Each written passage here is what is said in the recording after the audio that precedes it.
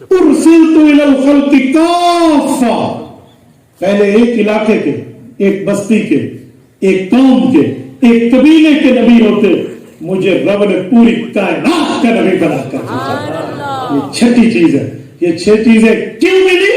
وَخُتِمَ بِهِ النَّبِيُّونَ، کہ میں صرف نبی نہیں ہوں، میں آخری نبی بنا کر بھیجا ہوں۔ اب میں یہ جملہ کہتا ہوں،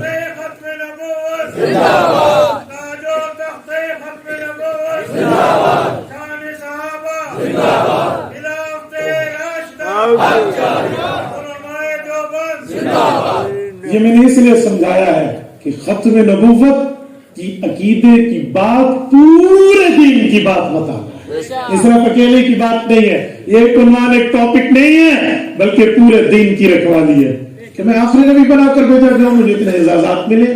اب ذرا توجہ رکھنا، میرے پاک پیغمبر کا یہ رتبہ، یہ مرتبہ، یہ درجہ، یہ حیثیت، یہ ویلیو ہے، تو ہمیں سمجھ جانا چاہیے کہ عقیدہ ختم نبوت پورے دین کے عقائد کی بنیاد۔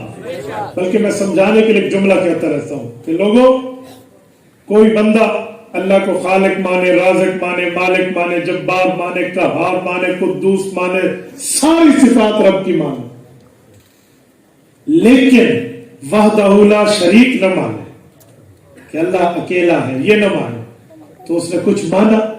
کچھ بھی نہیں مانا۔